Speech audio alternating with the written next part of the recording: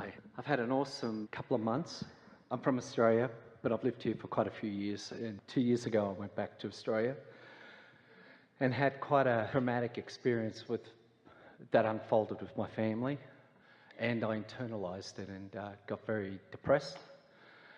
And during that time, I stepped away and observed everything, what was happening, and came to a realization within myself that, I'm in control of my own thoughts and I'm responsible for everything that I decide.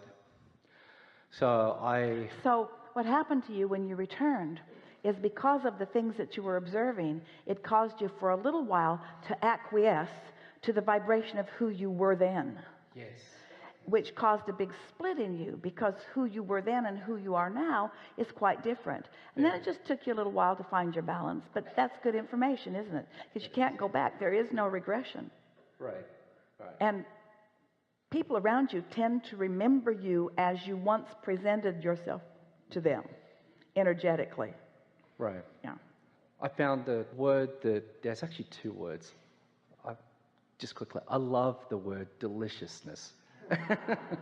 It's great. But the word that Esther likes the word froth. She doesn't know why. The word that I used before I left Australia to come back here, because I felt more strength here. I felt that this is where I belong for whatever reason. Well, the reason you're using the word strength is because you're more tuned in, tapped in, turned on when you're here. And so you're more in alignment, and therefore you have more clarity and more stamina and more vitality and more. That's logical, isn't it? Yes, it is. And so now you could have that anywhere. It's just harder to do it in a place where you used to do something different. Once you tune into that, you can go anywhere and feel that. You don't have to avoid a place. You just have to understand that you feel that way because you're focusing differently here than you did there. And the reason that you or anyone else doesn't focus so well when you go back home is because you didn't know what you were doing then so much. You were more of an observer. Yes. You were letting the energies and the beliefs and the understandings and even the hardships that others were living influence your attention, and so it caused you to be inspired from this place instead of from this place. Right. Yeah. So what are you asking? The word that I used for my family was forgiveness, and there was some forgiveness of them? Of them, and also between them. We have a better word, a word that will feel better to you. Understanding. Yeah, okay. You don't have to forgive them, because in order to do that, you kind of have to forget them. I see what you're saying. But understanding, just understanding that they're doing the best that they know how to do. And they sure did give you a lot of bounce, a lot of basis for what you are wanting. And if they hadn't been who they are, you wouldn't be who you are. Exactly. And so we think that anytime anyone feels like they need to give a lot of forgiveness to someone who was in their life before, they're not who they really want to be now. Forgiveness is always focused upon what you think went wrong. And you can't do that unless you still think it. Think about it. Interesting. Because when you are tuned in, tapped in, turned on, what you feel is appreciation for them, not forgiveness, not undoing something. We never feel forgiveness for anyone because we've never condemned them to begin with. We don't try to go back and undo that. Instead, we just stand now and appreciate the magnificence of who they now are. Okay. Not wanting to head you off your train of thought so much. So what are you reaching for? So that sort of came because I was You're trying to justify not being there. Yeah. No. I came to the realization that I love being there as much as I love being here.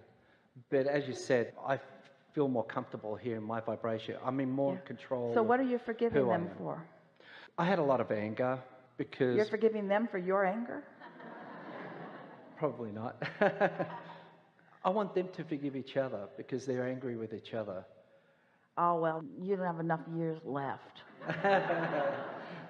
You just can't influence what other people have going on. But you can focus on them not getting along and feel bad, or you can focus upon something altogether different and feel good. Yeah. You can focus on them and feel bad, or you can focus on them feeling good. No, you can't. You can focus on them and feel bad, or you can focus on something else and feel good. You can focus on them and feel bad, or you can focus on them and feel good. No, you can't. So you can focus on them and feel bad, or you can focus on something else and feel good, or you can focus on them and feel bad, or you can focus on them and feel good. No, you can't. So you can focus on them and feel bad, or you can focus on something else and feel good. So you can focus on something else and feel good, and so you can focus on something else and feel good. So you can focus on something else and feel good. So you can focus on something else and feel good. So you can focus on them and feel good. Ooh, what happened? I must have got some feeling good momentum going. That's how it works. Yeah.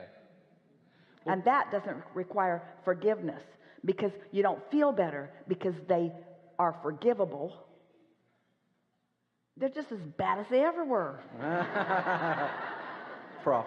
You just feel better because you have come into sync with who you are, and you're not asking them to be something that you need them to be. And then you can adore them because they gave you the gift of freedom.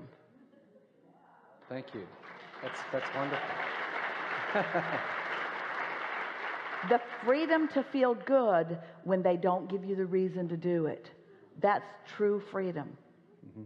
Somebody that jumps through hoops and does what you want them to do to help you to feel better, they give you the gift of bondage. Because then you need hoop jumpers in your life all the time. But when you show yourself that you can feel good, even if Donald Trump wins,